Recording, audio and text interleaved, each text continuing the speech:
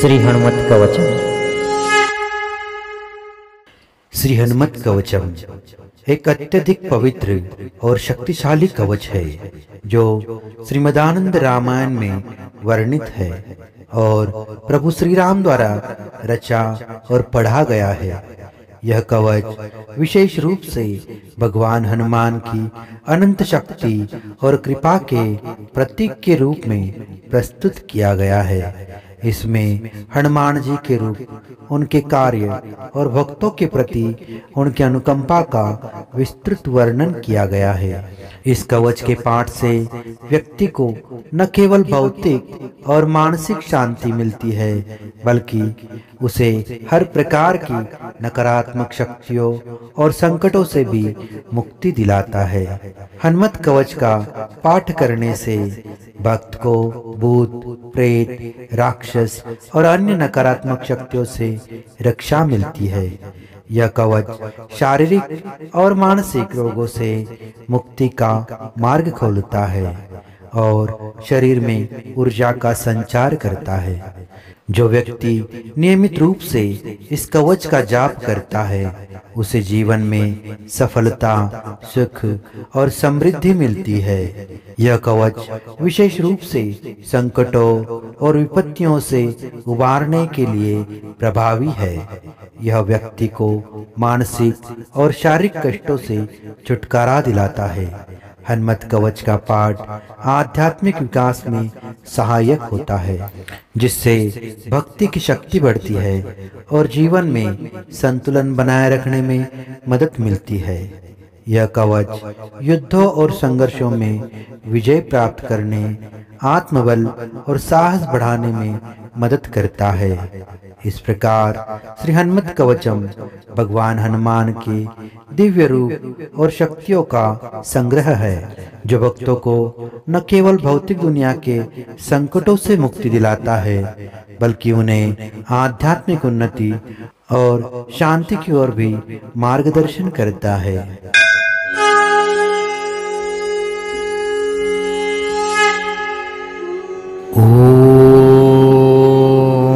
अस्य श्री हनुमत कवच स्तोत्र महामंत्रस्य श्रीरामचंद्र ऋषिः श्री हनुमान परमात्मा देवता अनुष्टुप छंदः मारुतात्मजेबी बीजम अंजने सुनुरितिः शक्तिः लक्ष्मण प्राणदातेति किलकम रामदूता यत्यस्त्रम हनुमान देवता इति कवचम पिंगाक्षो अमित विक्रम इति मंत्रः श्रीरामचंद्र प्रेरणया रामचंद्र प्रीत्यर्थम मम सकल कामना सिद्ध्यर्थम जपे विनियोगः। अथ करन्यासः ओम राम अंजनी सूताय अंगुष्ठाभ्यां नमः। ओम ह्रीं रुद्रमूर्तये तर्जनीभ्यां नमः। ओम ह्रूं रामदूताय मध्यमाभ्यां नमः। ओम ह्रीं वायुपुत्राय अनामिकाभ्यां नमः। ओम ह्रौं अग्निगर्भाय कनिष्ठिकाभ्यां नमः। ओम ब्रह्मास्त्र निवारणाय करतलकरपृष्ठाभ्यां नमः। अंगन्यासः ओम राम अंजनी सूताय हृदयाय नमः।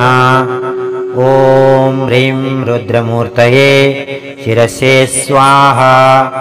ओम ह्रूं रामदूताय शिखायै वषट्। ओम ह्रीं वायुपुत्राय कवचाय हुम्। ओम ह्रौं अग्निगर्भाय नत्रत्रयाय वौषट्। ओम ब्रह्मास्त्र निवारणाय अस्त्राय फट्। भूर्भुवः सुवरोमिति दिग्बन्धः। अथ ध्यानम् ध्यायेत् बालदिवाकरद्युतिनिभं देवारीदर्पापहं देवेन्द्रप्रमुखं प्रशस्तयसं देदीप्यमानं रुचः सुग्रीवादे समस्तवानरयुतं सुव्यक्ततत्त्वप्रियं संरक्तारुणलोचनं पवनजं पीताम्बरालङ्कृतम् उद्यन्मार्तण्डकोटिप्रकटरुचियुतं चारुविरासनस्थं मौञ्जीयज्ञोपविताभरणरुचिशिखं शोभितं कुण्डलाङ्गं भक्तानामिष्टदं तं प्रणतमुनिजनं वेदनादप्रमोदं ध्यायेद्देवं विधेयं प्लवङ्गकुलपतिं गोष्पदीभूतवार्धिं वज्राङ्गपिङ्गकेशाढ्यं स्वर्णकुण्डलमण्डितं निगुडमुपसंज्ञं पारावारपराक्रमं स्फटिकाभं स्वर्णकान्तिं द्विभुजं च कृताञ्जलिं कुण्डलद्वयसंशोभि मुखाम्बोजं हरिभजे सव्यहस्ते गदायुक्तं वामहस्ते कमण्डलुम् उद्यदक्षिणदोर्दाण्डं हनुमन्तं विचिन्तयेत्। अथ मन्त्रः। ॐ नमो हनुमते शोभिताननाय यशोऽलङ्कृताय अञ्जनीगर्भसम्भुताय रामलक्ष्मणानन्दकाय कपिसैन्यप्रकाशन पर्वतोत्पाटनाय सुग्रीवसाह्यकरण परोच्चाटन कुमार ब्रह्मचर्य गंभीर शब्दोदय। ॐ ह्रीं सर्वदुष्टग्रह निवारणाय स्वाहा। ॐ नमो हनुमते एहि एहि एहि सर्वग्रहभूतानां शाकिनी डाकिनीनां विषमदुष्टानां सर्वेषामकर्षय मर्दय मर्दय छेदय छेदय मर्त्यान् मारय मारय शोषय शोषय प्रज्वल प्रज्वल भूतमण्डल पिशाचमण्डल निरसनाय भूतज्वर प्रेतज्वर चातुर्तिकज्वर ब्रह्मराक्षस पिशाच छेदना क्रिया विष्णुज्वरः महेशज्वर छिन्धि छिन्धि भिन्धि भिन्धि अक्षिशूले शिरोभ्यन्तरे यक्षिशूले गुल्मशूले पित्तशूले ब्रह्मराक्षसकुलप्रबल नागकुल विनिर्विष झटिति झटिति। ॐ ह्रीं फट् गे गे स्वाहा। ॐ नमो हनुमते पवनपुत्र वैश्वानरमुख पापदृष्टि शोढादृष्टि हनुमते का आज्ञा फ्रे स्वाहा। स्वगृहे द्वारे षट्टके तिष्ठ तिष्ठेति तत्र रोगभयं राजकुलभयं नास्ति तस्योच्चारणमात्रेण सर्वे ज्वरा नश्यन्ति। ॐ ह्रां ह्रीं ह्रूं घे घे स्वाहा। श्रीरामचन्द्र उवाच हनुमान् पूर्वतः पातु दक्षिणे पवनात्मजः पातु प्रतीच्चां रक्षोघ्ना पातु सागरपारगः उदिच्चामूर्ध्वगः पातु केसरी प्रियनन्दनः अद्यस्तु विष्णुभक्तश्च पातु मध्यं तु पावनिः लङ्काविदाहकः पातु सर्वोपद्भ्यो निरन्तरं सुग्रीव सचिवः पातु मस्तकं वायुनन्दनः भालं पातु महावीरो भ्रुवोर्मध्ये निरन्तरं नेत्रे छायापहारी च पावना प्लवङ्गेश्वरः कपोले कर्णमूले च पातु श्रीरामकिङ्करः नासाग्रमञ्जनीसूनुः पातु वक्त्रं हरीश्वरः वाचं रुद्रप्रियः पातु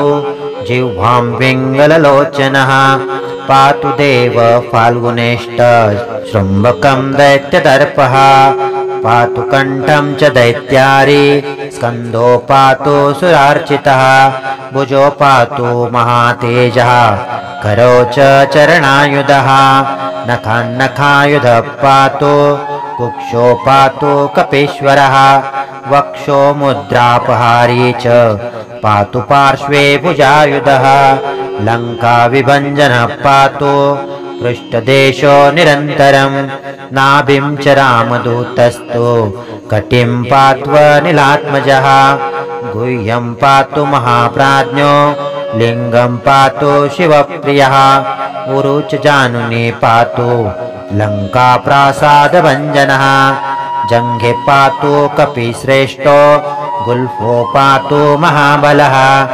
उच्चलोद्धारकः पातु पादो भास्करसन्निभः अङ्गान्यामितसत्त्वाढ्या पातु पादाङ्गुलिस्ततः सर्वाङ्गानि महाशुरः पातु रोमानि चात्मवेत् हनुमत्कवचं यस्तु पठेद्विद्वानि च स्वनः स एव पुरुषश्रेष्ठो भुक्तिं मुक्तिं च विन्दति त्रिकालमेककालं वा पठेन्मासयत्रं नरः सर्वान् रिपुंक्षणा जित्वा स पुमान् श्रियमाप्नुयात् मध्यरात्रे जले स्थित्वा सप्तवारं पठेद्यति क्षयापस्मारकुष्ठादि तापत्रय निवारणः अश्वत्थमूलेकवारे स्थित्वा पठति यः पुमान् अचलां श्रियमाप्नोति संग्रामे विजयं तथा बुद्धिर्बलं यशोधैर्यं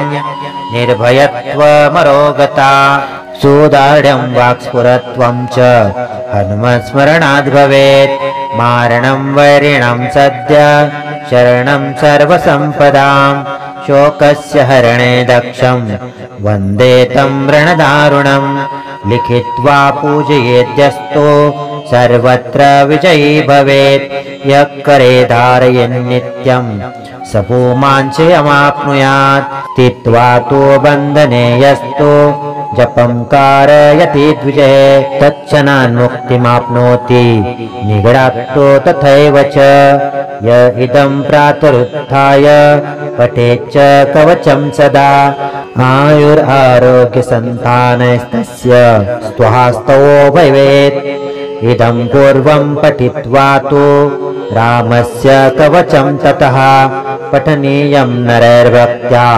नैकमेव पठेत् कदा हनुमत्कवचं चात्र श्रीरामकवचं विना ये पठन्ति नराः चात्र पठनं तद्वृथा भवेत् तस्मात् सर्वे पठनीयं सर्वदा कवचद्वयं रामस्य वायुपुत्रस्य सद्भक्तैः विशेषतः।